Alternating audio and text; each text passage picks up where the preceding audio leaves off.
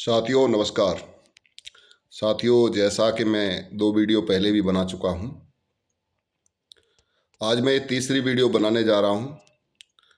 और ये तीसरी वीडियो किसी इंडिविजुअल का नाम लेके नहीं बनाऊंगा मैं, और न मैं उस कंपनी का नाम लूँगा जिसमें मैंने काम किया, मगर मैं कुछ चीज़ों से वाकिफ़ कराना चाहूँगा कि बहुत सारे लोगों ने मुझे जो वीडियो डाली थी उसमें मुझे सहयोग सपोर्ट भी किया, बहुत सारे लोगों ने नेगेटिव भी बोला। तो मैं उस व्यू पे नहीं जाऊंगा कि क्या मुझे व्यू मिला, मगर मैं एक चीज़ सच्चाई से वाकिफ़ कराना चाहता हूँ आप सभी को। सच्चाई यह है कि जब हम किसी भी व्यक्ति को प्लान दिखाते हैं और प्लान दिखा करके उसको बोलते हैं या 3 पीढ़ी तक इनकम आएगी, कैपिंग लगेगी, ये होगा वो होगा, बहुत सारी चीज़ें मेरे को भी जो सबको बताते हैं प्लान है वो मुझे भी बताया था। और काम इसी व्याप पे आदमी करता है कि चलो ठीक है भाई 3 पीढ़ी सफल हो जाएंगी, मेहनत करेंगे, तो ये सब कुछ सोचता है व्यक्ति और उसी के आधार पर व्यक्ति काम करता है। तो साथियों, एक दिन वो था कि जिस कंपनी में हम काम कर रहे थे उस कंपनी का टर्नओवर इंडिया लेवल पर सबसे टॉप का था डायरेक्ट सेलिंग में, और कंपनी के अंदर 400 कैपिंग अचीवर भी थे। इस बात को कोई झुटला नहीं सकता, ये हकीकत बात है। मगर दूसरी बात यह है कि ऐसा क्या हुआ कि आज कंपनी में कैपिंग अचीवर अगर देखोगे तो वो कितने कितने कैपिंग अचीवर हैं आप देखो। कहाँ गए वो 400 कैपिंग अचीवर? कहाँ गया कंपनी का टर्नओवर भाई जो टॉप पे था डायरेक्ट सेलिंग इंडिया में? आज कहाँ गया वो टर्नओवर? तो इसमें खराबी किस चीज़ की है? कहीं ना कहीं कंपनी की जो प्लान की जो पॉलिसी है वो कहीं ना कहीं लोगों को लेके डूब गई।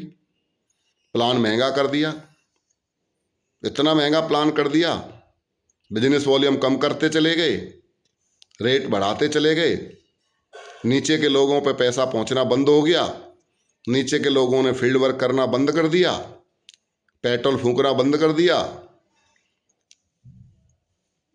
पहला कारण तो यह। दूसरा कारण, जो टॉप पे पहुंच गए उन लोगों को लगता है कि अब ये कंपनी हमारे हिसाब से चलेगी, हमें प्लान अपने हिसाब से बनवाना चाहिए। उन्होंने हर हमेशा अपने हिसाब से प्लान बनवाने की कोशिश करी कि हमें ज़्यादा कैसे मिलेगा। उन्होंने कभी ये नहीं सोचा कि इस कंपनी में नीचे के लेवल पे जितना ज़्यादा पैसा बटेगा ऊपर तो ऑटोमेटिक ज़्यादा पहुंच ही जाएगा। तो उन्होंने हर हमेशा हर जगह पे अपना स्वार्थ देखा, अपनी सेटिंग देखी कि हमें ज़्यादा कहाँ से मिलेगा। तीसरा कारण, लोगों से उल्टा पुल्टा कंट्रीब्यूशन वसूल करना। कोई भी एक्टिविटी कर रहे हैं, केला और फ्रूटी बांट रहे हैं, 500 रुपये का कंट्रीब्यूशन ले रहे हैं। इस तरीके की चीज़ें करना चालू कर दिया। चौथा, किसी लीडर की टीम में घुस के नीचे बात करना और 4-6 लोगों को अपने टच में ले लेना और उनसे अपलाइन के प्रति नेगेटिव बात कर उनको भड़का देना, ताकि ये लोग जो हमारे टच में रहेंगे तो ये सारी टीम हमारे टच में रहेगी, क्योंकि ये जाएगा कहाँ, हमारे टच में रहेगा, ये बार बार हमारे पास आएगा, फिर हम इसको अपने साथ मिला के रखेंगे, फिर हम करेंगे, इसका फ़ायदा हम उठाएंगे। अब फ़ायदा आपको पता ही है कि कहाँ कहाँ फ़ायदा उठाया जाता है। मुझे नहीं पता था, मैं तो बहुत दिन बाद ट्रिपल डायमंड बन गया, उसके बाद मुझे लोगों ने, इन्हीं सीनियरों ने अवगत कराया कि ऐसा ऐसा होता है। बहुत सारे लोग इन चीज़ों में निर्भर हो गए। बहुत सारे लोगों ने इसको अपनी कैपिंग को न समझ करके इस चीज़ को धंधा बना लिया कि असली धंधा तो यही है, और इसी पर डिपेंड हो गए कि असली धंधा यही है, इसी पर डिपेंड हो गए। उन्होंने टीम को आगे बढ़ाने के लिए, अपनी कैपिंग को सेट करने के लिए उस पर ध्यान नहीं दिया लोगों ने। बहुत सारे लोग तो इसी पे डिपेंड हो गए। बहुत सारे लोग फॉर्म बेचने पे ही डिपेंड हो गए, बहुत सारे लोग टूल्स बेचने पे डिपेंड हो गए, बहुत सारे लोग जो ना सारी ज़िंदगी टूल्स फॉर्म ही बेचते रहे, बस वही धंधा बना लिया उन्होंने अपने चेक पे ध्यान नहीं दिया कि भैया मुझे करना है। दूसरा, प्लान इतना बार बार चेंज हुआ, बार बार, मगर फिर भी उसमें नीचे वालों को कोई फ़ायदा नहीं निकला। उसमें हर हमेशा ऊपर वालों का फ़ायदा, कंपनी का फ़ायदा है या ऊपर वालों का फ़ायदा। जितनी बार भी प्लान चेंज हुआ, या तो ऊपर वालों का फ़ायदा होगा या फिर कंपनी का फ़ायदा होगा। नीचे वाले लोगों को कभी ध्यान नहीं रखा गया। साथियों, मैं आप लोगों से एक सवाल पूछना चाहता हूं कि जिस कंपनी में 400 कैपिंग अचीवर थे, आज कहाँ गए वो? क्यों गए वो? अरे किसी आदमी को कैपिंग मिल रही हो, अरे डायमंड बनने के बाद में यार 1-2 लाख रुपए भी मिल रहे हो ना, कोई नहीं जाता छोड़ करके। मगर स्थिति ये खड़ी कर दी, ला करके इस मुकाम पे लाके खड़ा कर दिया लोगों को कि 1-2 लाख की बात चल रहे हो। जितने लोगों की आईडी डायमंड पे डायमंड शो कर रहा है, उनकी आईडी खोल खोल के देखो कितना आ रहा है, कितना आ रहा है उनकी आईडियों पे, ये खोल खोल के देखो। अब फिर आप बोलोगे कि भाई जो काम करेगा उसी को तो आएगा। अरे काम नहीं करता तो वो डायमंड क्यों बना था? अगर उसके अंदर दम नहीं होती तो वो डायमंड कैसे बनता? एक बंदा डायमंड बना, डबल डायमंड बना, ट्रिपल डायमंड बना, वीनस बना, मरकरी बना, 10-10 बार कंपनी में साला डायमंड बन गया। इसके अंदर अगर उसमें दम नहीं होती तो वहां तक कैसे पहुंच जाता वो?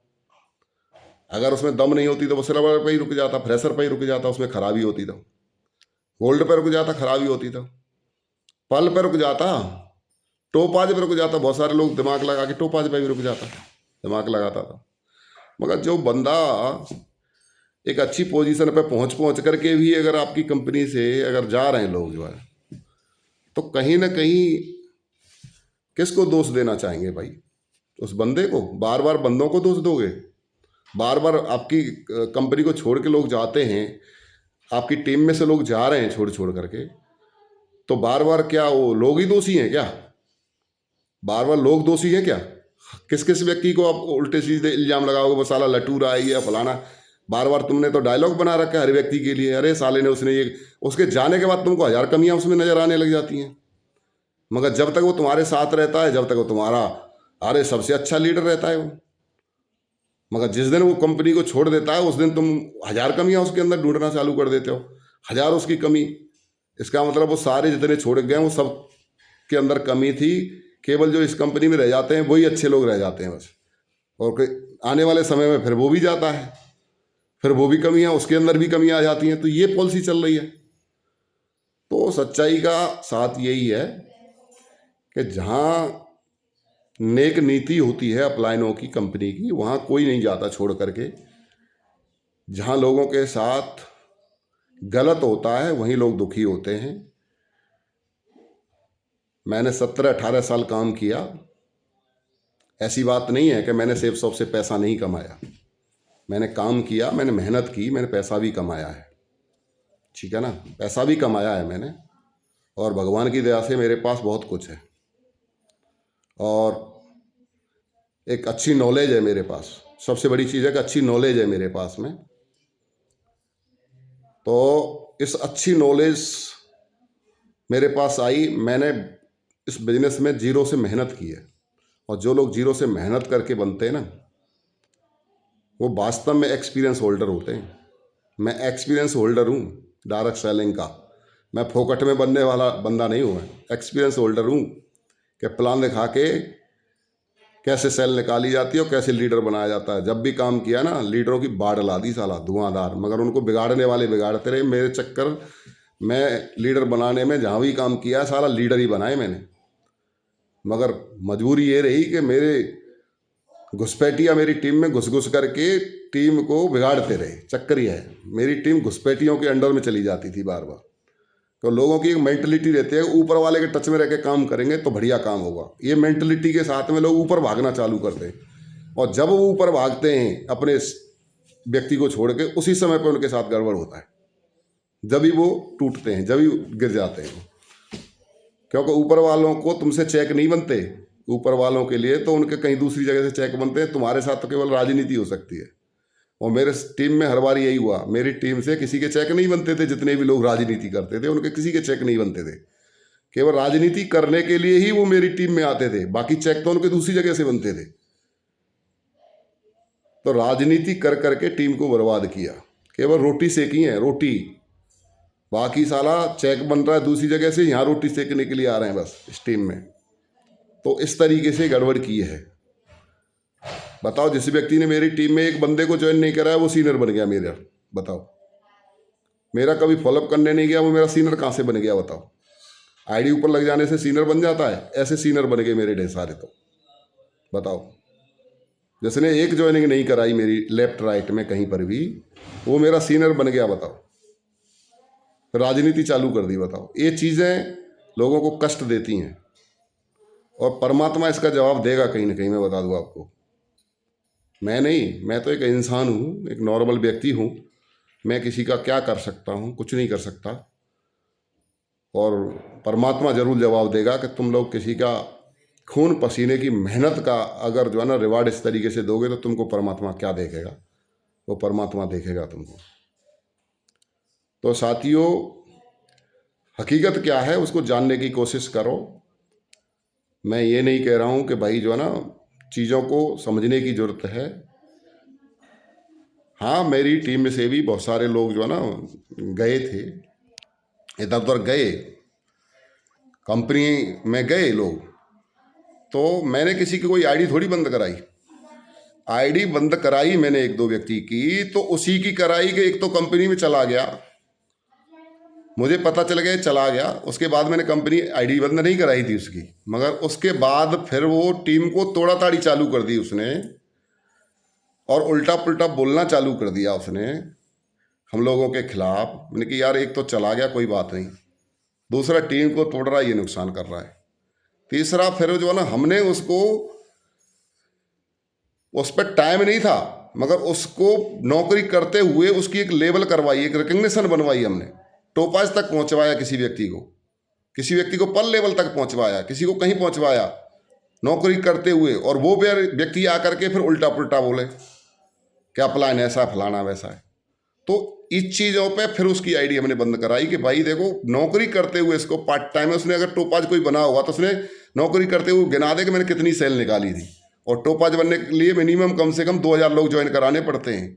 कोई कम बीबी से करता है, कोई ज़्यादा से। क्या उसने 2000 लोग ज्वाइन कराए थे? इसके बावजूद भी वो आईडी पे टोपाज बना था। फिर वो बोलता है कि अप्लाई इन्होंने कुछ नहीं किया। अरे किया नहीं होता अप्लाई, तेरी टीम के साथ मेहनत नहीं किए होते, तू नौकरी करते हुए कैसे टोपाज बन गया था भाई? ठीक है ना? तो हम फील्ड में थे, हम लगातार फील्ड में थे। मेरे साथ एक मथुरा के व्यक्ति थे, अब उनका नाम नहीं लेना चाहूँगा, वो बहुत ही मेहनती व्यक्ति थे। दूसरी पारी जब मैंने खेली, उन्होंने हमेशा मेरा साथ दिया और जहाँ भी बैठ जाते थे वहीं साला धुआं कर देते थे। बहुत गजब के थे, मगर लास्ट में जा कर के कुछ लोगों के चक्कर में वो भी आ गए तो वो भी भटक गए। तो व्यक्ति तो बहुत अच्छे थे वो। पहली टीम में मेरी में बहुत अच्छे लोग थे, पढ़े लिखे ग्रेजुएट बंदे जो है ना, अच्छी अच्छी सर्विस वाले लोग थे। लोग तो मेरे साथ ऐसी बात नहीं अच्छे आए, मगर कहीं ना कहीं लोगों को भटकाने में कसर नहीं छोड़ी और लोगों को भटकाते रहे, इसके कारण ऐसा कुछ हुआ। तो साथियों, आप लोग सावधान रहें, बढ़िया से काम करें, जहाँ पर भी रहें सुखी रहें और ईमानदारी से काम करें, लोगों के साथ गलत काम ना करें, बस इसका ध्यान रखें। थैंक यू, धन्यवाद।